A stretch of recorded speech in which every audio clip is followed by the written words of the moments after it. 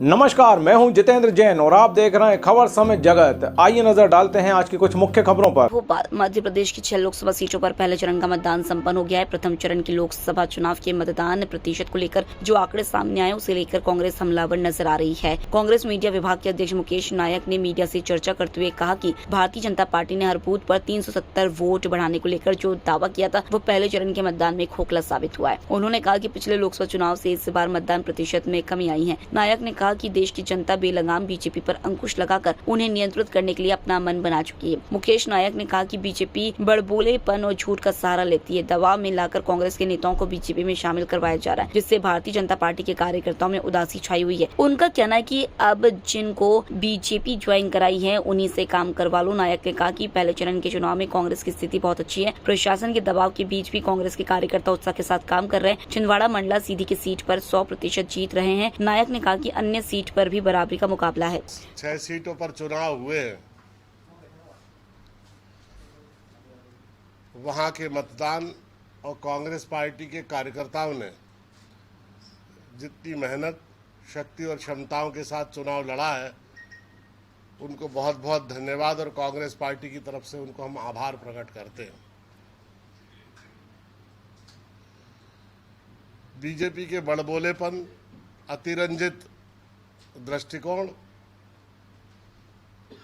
और निरर्थक भाषणबाजी का ये नमूना है। अमित शाह ने 25 फरवरी को ये कहा था कि हर पोलिंग पर 370 वोट भारतीय जनता पार्टी बढ़ाएगी, और उस बयान की कंटिन्यूटी में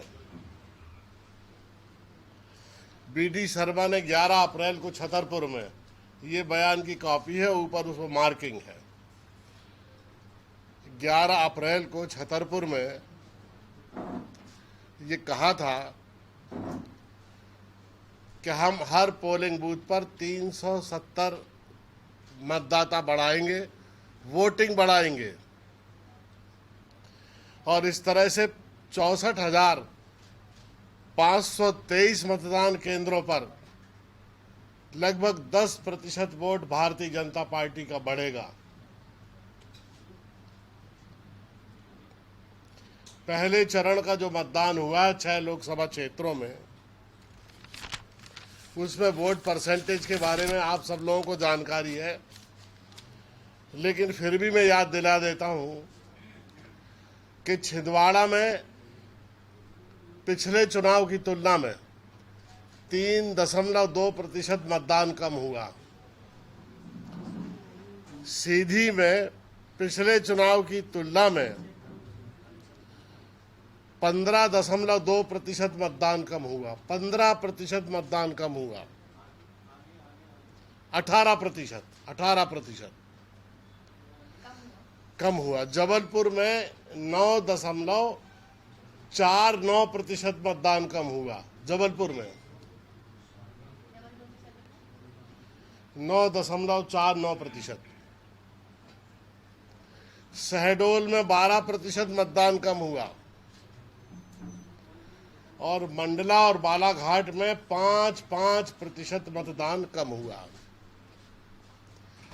तो ये बीजेपी के बड़बोले, जो भारतीय जनता पार्टी के अध्यक्ष हैं बीडी शर्मा जी, उनसे भी बड़े ढपोल संख अमित शाह जी, जिन्होंने कहा था कि 370 वोट हर पोलिंग बूथ पे बढ़ाएंगे, इसके लिए बीजेपी के स्थापना दिवस पर इसमें लिखा है 4 लाख कांग्रेस के लोगों को बीजेपी ज्वाइन कराएंगे। तो मैं उनसे ये पूछना चाहता हूं कि हर पोलिंग बूथ पे 370 वोट जो बढ़ाने का आपने कहा था और अमित शाह ने, इस हिसाब से तो इस चुनाव में 10% वोट ज्यादा होना चाहिए। होना चाहिए कि नहीं होना चाहिए?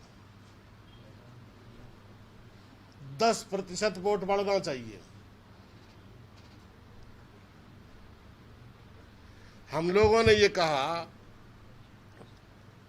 कि कांग्रेस पार्टी के पलायन का जो फर्जी आंकड़ा ये दे रहे हैं, इनका उद्देश्य केवल इतना है कि साइकोलॉजिकल वॉर में कांग्रेस को पराजित मानसिकता की पार्टी दिखा सके, का बजा के ये प्रचार कर सके कितना भारी माइग्रेशन बीजेपी की तरफ हो रहा है और कांग्रेस का कार्यकर्ता पार्टी छोड़ के भाग रहा है। हमने कहा नरोत्तम मिश्रा जी से, बीडी शर्मा जी से कि जो लोग कांग्रेस पार्टी छोड़कर गए हैं उनका नाम बीजेपी के पोर्टल पर डाल दें। आज तक उन्होंने बीजेपी के पोर्टल पर नाम नहीं डाला और जो ये आंकड़े बताते हैं चुनाव में वोट परसेंटेज के, ये वोट परसेंट सिद्ध करता है कि बीजेपी बड़बोलेपन, झूठ, दंभ, अभिमान और बेहोशी की शिकार है और उसके चलते जो प्रचार प्रसार उन्होंने किया था वो सब झूठा निकला। मध्य प्रदेश से जो हमने फीडबैक लिया है, पिछले 6 लोकसभा क्षेत्रों में जो मतदान हुआ है, लोग बताते हैं कि भारतीय जनता पार्टी के कार्यकर्ताओं में इतनी उदासीनता कभी नहीं देखी। पोलिंग बूथों पर उनके कार्यकर्ता नहीं थे। पहले जिस तरह से वो वोटर निकालते थे घर घर जाकर, वो कैटलिस्ट ग्रुप, वो प्रेरक समूह भी नदारद था और बीजेपी के कार्यकर्ताओं में कोई उत्साह नहीं था। जब हम लोगों ने इसका कारण और फीडबैक लिया तो लोगों ने बताया कि बीजेपी के कार्यकर्ता ये कह रहे हैं कि अब कांग्रेस के जिन लोगों को लिया है पार्टी में उन्हीं से काम करा लें। और दूसरा कारण बीजेपी के लोगों ने बताया कि पिछले 18 सालों में बीजेपी के नेताओं ने मलाई खाई और बीजेपी का कार्यकर्ता उससे वंचित रहा, उसको कुछ नहीं मिला। बीजेपी के कार्यकर्ताओं में देखी गई। 11 अप्रैल को बीडी शर्मा ने छतरपुर में एक बात और कही कि मध्य प्रदेश के 7.5 करोड़ लोगों में से 2.5 करोड़ लोगों को उन्होंने गरीबी रेखा से बाहर निकाल लिया है।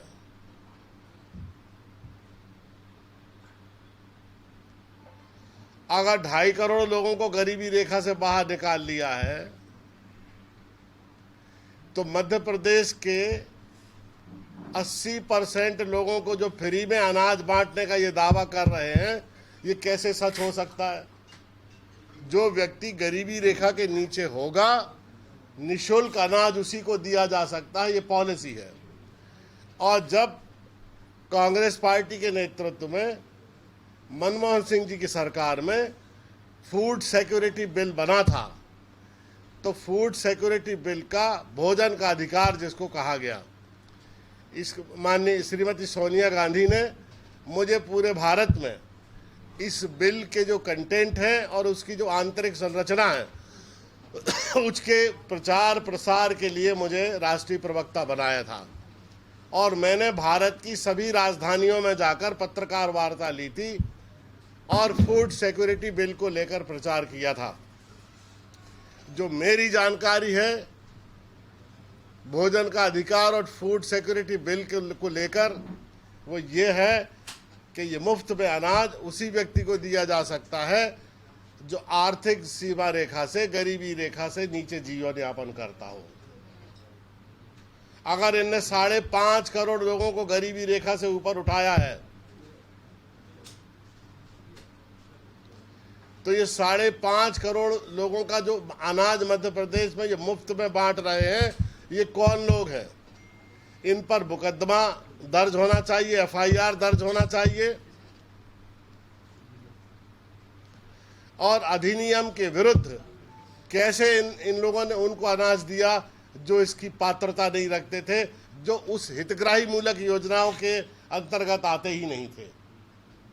अगर हम 5-6 भी जीत गए तो बहुत बड़ी बात है। हम कोई बीजेपी की तरह बहुत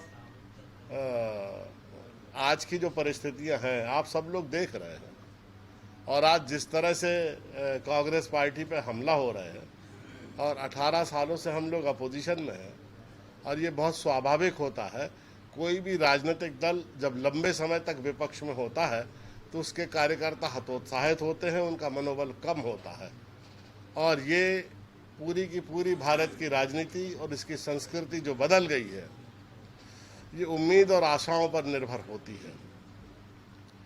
लोगों के अपने सपने होते हैं, लोगों के अपने उड़ान होती है। जब लोगों को लगता है कि कांग्रेस पार्टी में लंबा संघर्ष है, तब वो हतोत्साहित होते हैं और उतनी शक्ति और क्षमताओं के साथ नहीं लगते हैं जितना उन्हें लगना चाहिए। पिछले विधानसभा के चुनाव में, जैसा अभी भाई ने पूछा, हमें बहुत उम्मीद थी, लेकिन आशा के विपरीत हमारे परिणाम आए। उससे कार्यकर्ता का मनोबल भी गिरा, हम हतोत्साहित भी हुए और विपक्ष में रहने की अवधि भी लंबी हो गई। इन तमाम चीज़ों के चलते निराशा हुई। लेकिन मैं सच कहता हूं आपसे कि लोकसभा के चुनाव में पहले चरण के बाद जो फीडबैक मिला है, हम लोग पहले भी कहते रहे हैं, फिर दोहरा रहे हैं कि कार्यकर्ता तो केवल उत्प्रेरक होता है। हमेशा जनता चुनाव लड़ती है और हमने ये देखा है कि इस चुनाव में भले कार्यकर्ता हमारा उतना उत्साह में ना रहा हो, लेकिन जनता ने जिस चतुराई से हमें एक तिनका उड़ता है तो दिशा बताता है, जिस तरह से वो संभावनाओं की आहट लोगों के बीच में से आई, तो इशारा साफ साफ है कि अब प्रदेश की और देश की जनता बीजेपी को भी कंट्रोल में करना चाहती है। खबर समय जगत के लिए संवाददाता आदित्य सराठी की report. For latest news, subscribe to our channel and press the bell icon